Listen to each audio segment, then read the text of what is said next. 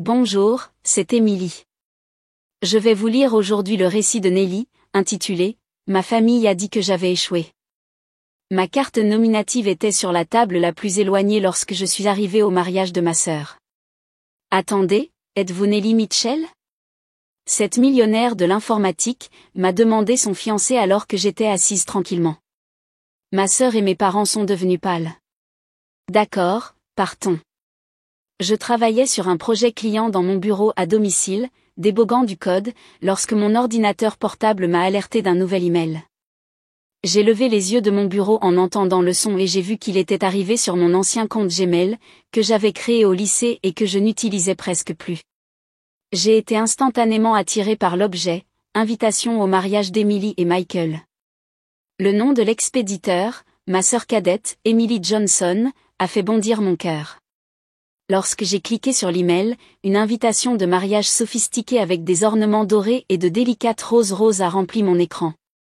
Le script de la cérémonie disait « Emily Johnson et Michael Roar ont le plaisir de vous convier à la célébration de leur mariage le samedi 15 juin à 18h au Grand Ballroom de l'hôtel Riverside, notre ville natale. » Emily a inclus une note manuscrite sous l'invitation officielle, disant « Salut Nelly, j'espère que cet email te trouve en bonne santé.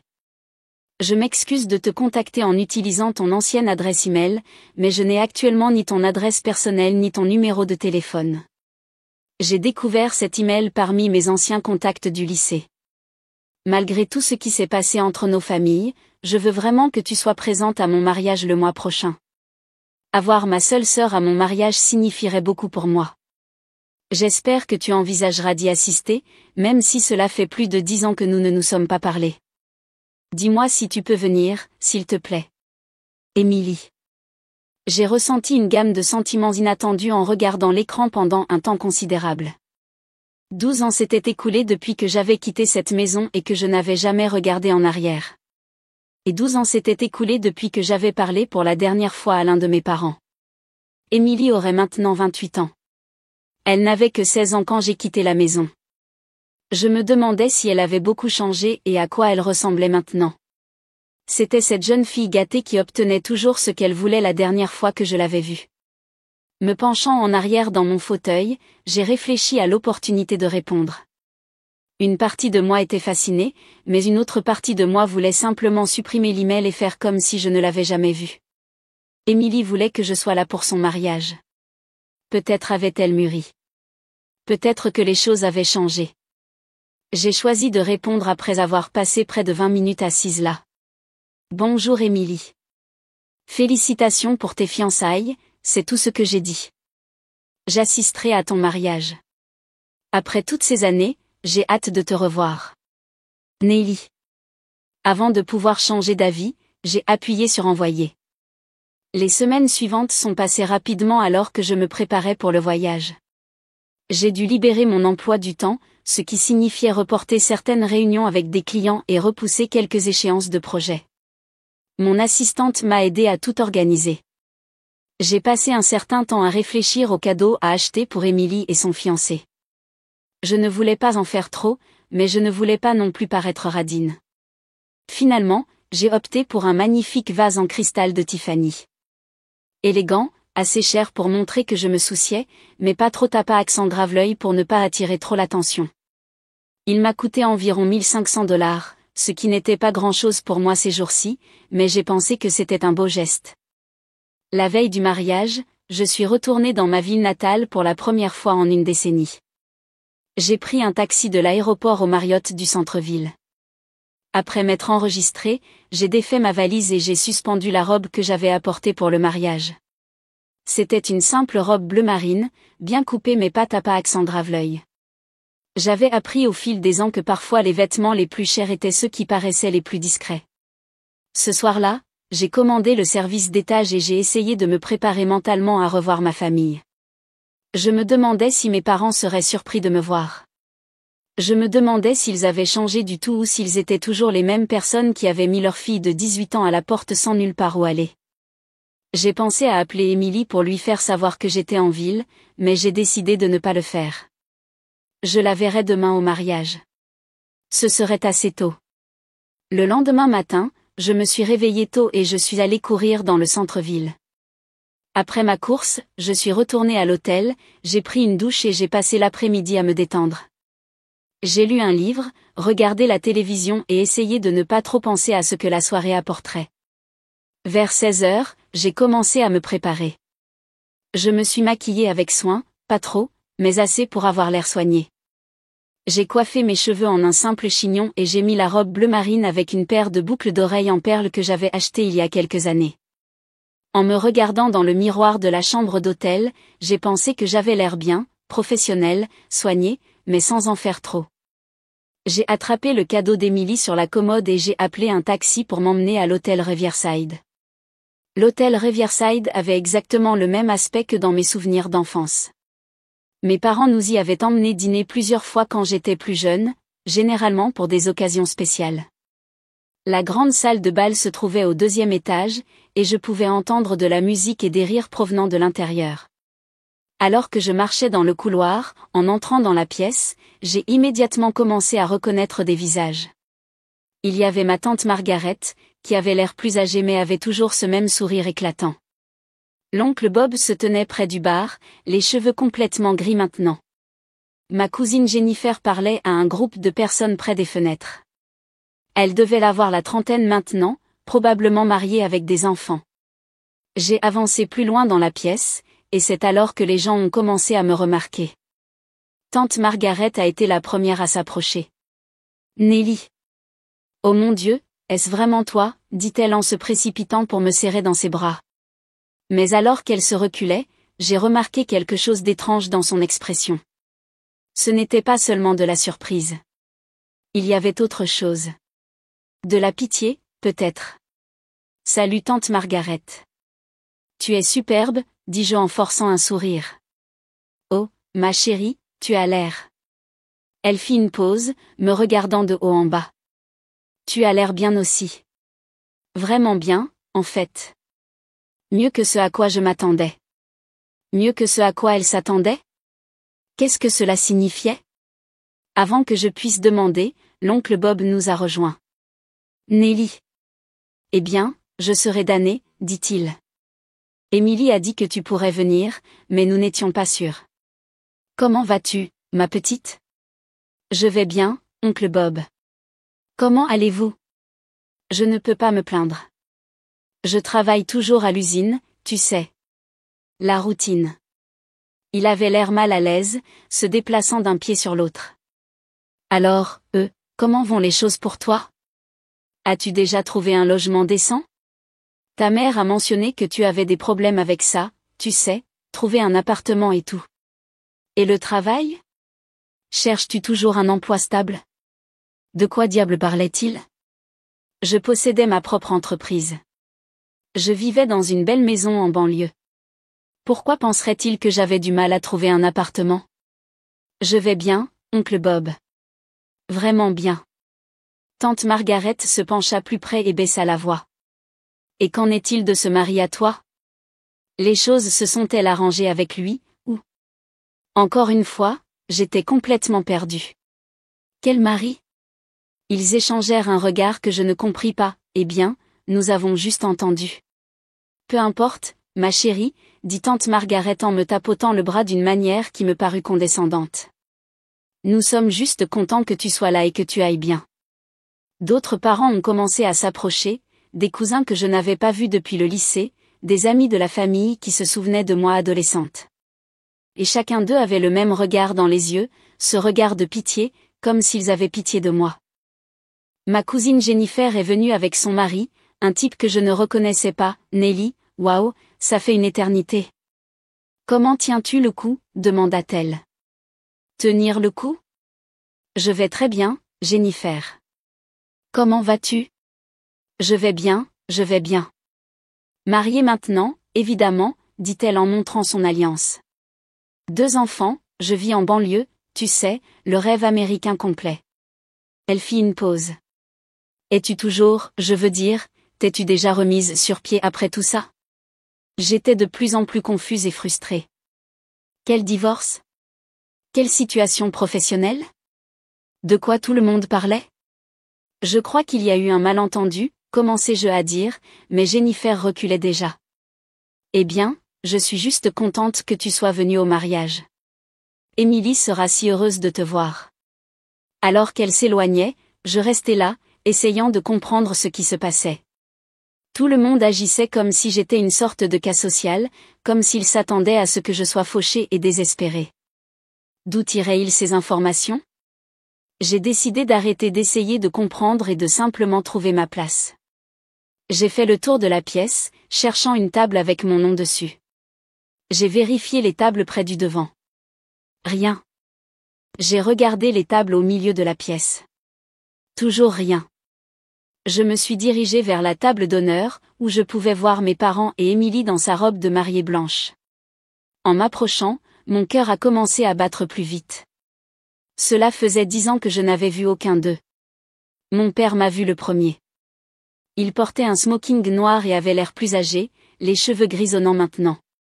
Lorsque nos regards se sont croisés, son expression est passée d'une conversation décontractée à quelque chose que je ne pouvais pas tout à fait lire. De la surprise, peut-être? Ou de l'inconfort? Papa, dis-je en m'approchant de la table. Nelly? Il se leva et me serra maladroitement dans ses bras. Tu es venue? Bien sûr que je suis venue. Émilie m'a invitée. Ma mère se retourna alors, et je vis son visage pour la première fois en une décennie. Elle avait l'air plus âgée, plus usée que dans mes souvenirs, mais elle souriait. Ce n'était pas un sourire sincère, cependant. C'était le faux sourire qu'elle arborait pour la compagnie quand j'étais enfant. Nelly, ma chérie, nous sommes si heureux que tu aies pu venir, dit-elle en se levant pour me serrer dans ses bras. L'étreinte me parut aussi fausse que son sourire. Puis Émilie se retourna. Elle était magnifique dans sa robe de mariée, élégante et heureuse. Mais quand elle m'a vue, son expression a changé pour quelque chose qui ressemblait presque à de la déception. Nelly, dit-elle en me regardant de haut en bas d'un air critique. Tu as l'air, eh bien, tu as l'air de toi-même, je suppose.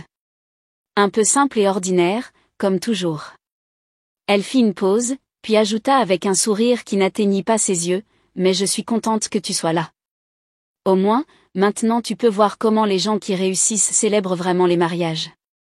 Le commentaire m'a frappé comme une gifle, mais j'ai gardé une expression neutre. C'était le jour du mariage d'Émilie, et je n'allais pas faire de scène. Félicitations, Émilie. Tu es magnifique, dis-je simplement. Ma mère intervint rapidement, me prenant le bras. Viens, ma chérie. Laisse-moi te montrer ta table. Elle me conduisit à travers la salle de bal, dépassant toutes les autres tables, jusqu'au coin le plus reculé, où j'avais trouvé ma carte nominative. Te voilà, ma chérie, dit-elle, toujours avec ce faux sourire. Les tables les plus proches sont pour les membres de la famille les plus proches et les invités les plus importants. Tu comprends? Je comprenais parfaitement. Il m'avait mise au fond, aussi loin que possible des personnes importantes. Je me suis assise à ma table assignée et j'ai regardé la cérémonie de mariage commencer. Alors que j'étais assise là, entourée d'étrangers et me sentant complètement déplacée, mon esprit a commencé à vagabonder vers le passé. J'ai commencé à me souvenir pourquoi je n'avais pas parlé à ma famille depuis plus de 10 ans. En grandissant, il était toujours très clair qu'Émilie était l'enfant préféré. Nos parents n'ont même jamais essayé de le cacher. Quand Émilie avait 7 ans et qu'elle a décidé qu'elle voulait jouer du piano, ils ont acheté un piano droit tout neuf et ont payé des cours particuliers 2 fois par semaine. Quand j'avais 14 ans et que j'ai demandé si je pouvais suivre les cours de programmation gratuits à l'école après les heures de cours, ma mère m'a dit que je devais me concentrer sur des compétences plus pratiques, comme la cuisine et le nettoyage. Chaque anniversaire, Émilie avait des fêtes élaborées avec des thèmes et des décorations. Mes anniversaires se résumaient généralement à un gâteau après le dîner, s'il s'en souvenait. Émilie a eu une voiture pour son 16e anniversaire, une jolie petite Honda Civic rouge. Quand j'ai eu 16 ans, ils m'ont dit que je pouvais marcher ou prendre le bus. Mais j'ai trouvé ma propre voie. J'ai découvert le club de programmation gratuit à l'école et je me suis plongée dans l'apprentissage de tout ce que je pouvais. J'étais douée, vraiment douée. Le professeur, Monsieur Rodriguez, a dit que j'avais un talent naturel et m'a encouragée à continuer d'apprendre. J'ai commencé à aider les voisins à réparer leurs ordinateurs et à configurer leur téléphone, gagnant 20 ou 30 dollars par-ci par-là. Quand j'ai obtenu mon diplôme d'études secondaires, j'avais postulé à plusieurs universités par mes propres moyens. J'avais travaillé dur pour obtenir de bonnes notes, espérant des bourses d'études. Le lendemain de ma remise de diplôme, mes parents m'ont appelé dans le salon pour une conversation. Je pensais qu'ils voulaient peut-être me féliciter ou discuter de mes projets universitaires. « Nelly, tu as 18 ans maintenant », a dit mon père. « Tu es une adulte, et il est temps que tu commences à agir comme telle. Nous n'avons pas d'argent pour t'envoyer à l'université, a ajouté ma mère. Nous devons concentrer nos ressources sur l'éducation d'Émilie. Elle a un réel potentiel. De plus, tu dois déménager. Nous ne pouvons pas t'avoir vivant ici comme une parasite pendant qu'Émilie essaie de se concentrer sur ses études. Elle a besoin de son espace. » J'ai eu l'impression d'avoir reçu un coup de poing dans l'estomac. Déménager ? Où suis-je censé aller ? C'est ton problème à régler, a dit froidement ma mère. Tu as 18 ans. Tu aurais dû y penser déjà. Je les ai suppliés de me donner juste quelques semaines pour économiser de l'argent pour un acompte sur un appartement, mais ils n'ont pas cédé. Ma mère a dit que j'avais jusqu'à la fin de la semaine. 3 jours plus tard, j'ai emballé tout ce que je possédais dans 2 valises et un sac à dos. Les parents de mon amie Jessica étaient hors de la ville, alors elle m'a laissé rester chez elle pendant que je réglais les choses. Une semaine après avoir emménagé chez Jessica, j'ai reçu les lettres d'acceptation que j'attendais. J'avais été acceptée dans 4 universités, et l'une d'elles, une école de l'État voisin, m'offrait une bourse complète ainsi que le logement et la nourriture. Lorsque les parents de Jessica sont revenus de vacances, ils ont découvert ce qui s'était passé et ont été horrifiés. Mais Madame Chan me connaissait depuis l'école primaire et m'avait toujours traitée comme une seconde fille. Ils m'ont donné 3000 dollars. Pour m'aider à m'installer et m'ont conduite eux-mêmes à l'aéroport. Je me souviens que Madame Chan m'a serré dans ses bras en me disant au revoir et en disant « Rends-nous fiers, ma chérie. Montre-leur ce qu'ils ratent. » L'université a été difficile au début. J'ai travaillé à 2 emplois à temps partiel tout en maintenant mes notes, mais j'ai adoré chaque minute. J'étudiais l'informatique et je me sentais enfin à ma place. En 3e année, j'ai rencontré David dans mon cours de programmation avancée. Il était intelligent, drôle et partageait ma passion pour la technologie. Nous avons commencé à étudier ensemble, puis à sortir ensemble, et en dernière année, nous étions inséparables. Nous nous sommes mariés juste après l'obtention de notre diplôme, une simple cérémonie au palais de justice avec seulement quelques amis présents. J'ai pris son nom de famille, Mitchell, et nous avons déménagé dans la Silicon Valley pour commencer nos carrières. Nous avons tous les deux trouvé un emploi dans des entreprises technologiques, mais notre vrai rêve était de créer quelque chose à nous. Nous passions nos soirées et nos week-ends à travailler sur un logiciel révolutionnaire qui rationaliserait la gestion des bases de données pour les grandes entreprises. Après 2 ans de développement, nous avions quelque chose d'incroyable. Nous l'avons présenté à plusieurs grandes entreprises et avons fini par le vendre à IBM pour 12 millions de dollars. Avec cet argent, nous avons créé notre propre société de développement de logiciels. Nous étions jeunes, ambitieux et soudainement très riches. Notre entreprise a connu une croissance rapide, décrochant des clients de plus en plus importants. En 5 ans, nous valions plus de 50 millions de dollars combinés. Mais le succès n'a pas pu sauver notre mariage. Nous nous sommes éloignés l'un de l'autre en nous concentrant davantage sur les affaires que l'un sur l'autre.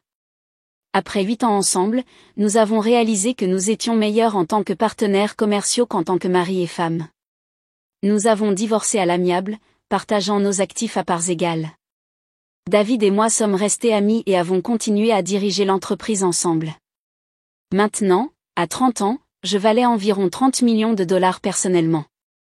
Je possédais une belle maison, conduisais une voiture de luxe, et mon entreprise était respectée dans toute l'industrie. J'avais été présenté dans plusieurs magazines technologiques et j'avais même donné quelques discours liminaires lors de conférences. Mais ma famille ne savait rien de tout cela. Ils n'avaient aucune idée de qui j'étais devenu ni de ce que j'avais accompli. Je fus ramené au présent lorsque la cérémonie de mariage se termina et que les gens commencèrent à applaudir.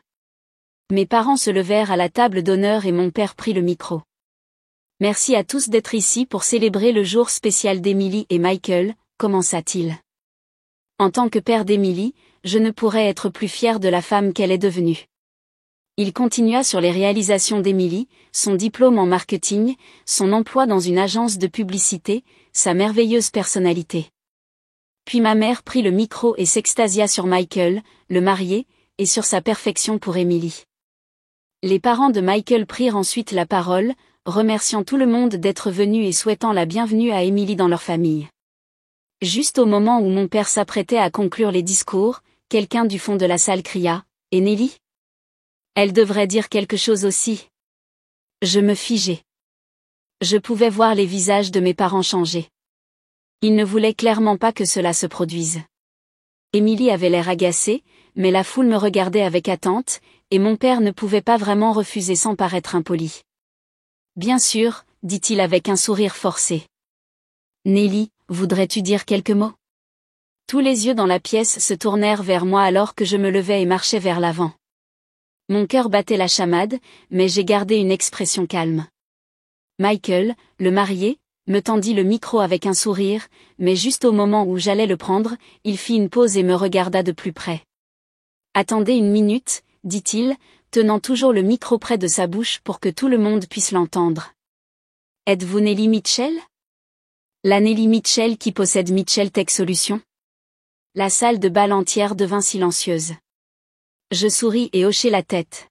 « Oui, c'est moi. » Le visage de Michael s'illumina d'une excitation sincère. « Oh mon Dieu, je n'arrive pas à le croire. Vous êtes comme une légende dans l'industrie technologique. J'ai lu des articles sur votre travail dans Forbes et TechCrunch. C'est incroyable. » Il parlait toujours dans le micro, alors ses mots résonnaient dans la salle de bal silencieuse. Je pouvais voir mes parents et Emily figés à la table d'honneur, leurs visages montrant un choc complet. Tous les autres dans la pièce me regardaient avec de grands yeux. « Je suis tellement honoré de vous rencontrer », continua Michael. « Votre logiciel de gestion de base de données a révolutionné la façon dont nous gérons les données d'entreprise, et Mitchell Tech Solutions, je veux dire, vous avez travaillé avec Google, Microsoft, Amazon. C'est irréel. » La pièce éclata en chuchotements et en murmures. Je pris le micro de Michael, qui rayonnait pratiquement. « Merci, Michael. C'est très gentil. » Je regardai la foule, puis ma famille. Je veux juste dire félicitations à Emily et Michael. Je vous souhaite à tous les deux une vie de bonheur ensemble. J'ai gardé mon discours court et concis, puis j'ai rendu le micro et j'ai commencé à marcher vers ma table. Avant que je puisse m'asseoir, ma mère apparut à mes côtés. « Nelly, ma chérie, » dit-elle de la voix la plus douce que je l'ai jamais entendue utiliser. « Pourquoi ne viens-tu pas t'asseoir avec nous à la table d'honneur ? Nous avons de la place pour toi avec la famille. » Je regardai son faux sourire et secouai la tête. « Non merci, maman. Je suis bien où je suis. » Je retournai à ma table dans le coin arrière, et en marchant, je pouvais entendre tout le monde chuchoter à mon sujet. La femme âgée assise à côté de moi, que j'avais appris être ma grand-tante Hélène, se pencha. « Ma chère, je n'avais aucune idée de qui tu étais, » dit-elle. « Tes parents ont dit à tout le monde que tu étais en difficulté. Ils ont dit que tu vivais dans un appartement miteux, que tu travaillais à un emploi sans avenir et que tu avais épousé un alcoolique toxicomane qui t'avait laissé sans rien. » Tout devint soudainement clair. Les regards de pitié, les questions sur la recherche d'un appartement et d'un emploi, les commentaires sur mon mari. Mes parents avaient dit à tout le monde que j'étais un échec complet. Je souris simplement et secouai la tête. Les gens disent beaucoup de choses, Hélène. La réception continua, mais je pouvais sentir les yeux de tout le monde sur moi. Les gens n'arrêtaient pas de venir se présenter et de me poser des questions sur mon travail. Certains des plus jeunes invités reconnaissaient mon nom grâce au blog technologique et voulaient prendre des selfies.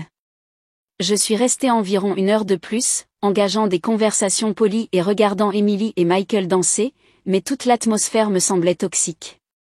J'en avais assez. Je me suis discrètement éclipsé de la salle de bal et j'ai appelé un taxi pour retourner à mon hôtel. Une fois dans ma chambre, je suis immédiatement allé en ligne et j'ai réservé un vol de retour pour le lendemain matin. Je voulais juste sortir de là. Vers 21h ce soir-là, mon téléphone a sonné. C'était un numéro local inconnu. Allô ? Allô, Nelly? C'est maman. J'ai eu ce numéro. Michael me l'a donné. Il l'a eu de certains de ses amis de l'industrie technologique. Sa voix était esséurante de douceur. Chérie, nous devons parler. Ton père et moi serions ravis de t'inviter à dîner demain avant que tu ne partes. Nous voulons renouer avec toi. J'ai ri. J'ai vraiment ri aux éclats. Vraiment? Vous voulez renouer maintenant, après avoir découvert que j'ai de l'argent? Ce n'est pas. Nous nous sommes toujours souciés de toi. Vous n'aviez aucune idée de comment me joindre. Vous n'étiez pas assez intéressée pour essayer, maman. Il y a une différence. Elle a commencé à trouver des excuses, disant qu'il honorait mes désirs et qu'il croyait que je voulais de l'espace. Arrêtez les bêtises, ai-je répondu. Je suis au courant de ce que vous avez dit de moi à tout le monde. Hélène me l'a dit. Vous avez informé toute la famille que j'avais du mal à trouver un emploi, que je vivais dans un taudis et que j'étais mariée à un toxicomane. Vous m'avez dépeinte comme un échec total. Tout ce qui nous préoccupait, c'était toi. Nous n'étions pas au courant de ce qui se passait dans ta vie. Vous inventez des histoires. Ensuite, vous vouliez que les autres pensent que j'étais un échec, alors vous leur avez dit ça. Ma mère a commencé à bégayer alors qu'elle tentait de se retourner. Nous étions simplement, nous faisions des blagues, et tu sais comment les membres de la famille parlent.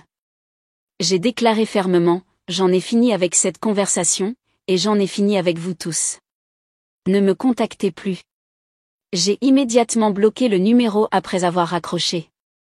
En moins de 15 minutes, mon téléphone sonnait avec des messages textes d'autres numéros non identifiés, y compris plusieurs parents, mon père et Émilie. Maintenant qu'ils étaient au courant de ma réussite, je savais qu'ils voulaient tous parler. Bien que je n'ai pas lu la majorité des SMS, j'ai banni chaque numéro. J'étais soulagée lorsque j'ai pris un avion pour rentrer chez moi le lendemain matin. J'avais tort de croire que ce serait la fin. Émilie m'a envoyé un autre email 2 semaines plus tard. Contrairement à son invitation de mariage, celui-ci n'était ni gentil ni contrit. Il commençait ainsi, j'ai fait quelques recherches et j'ai découvert à quel point tu es riche, Nelly. Ta famille est en difficulté pendant que tu gagnes des millions.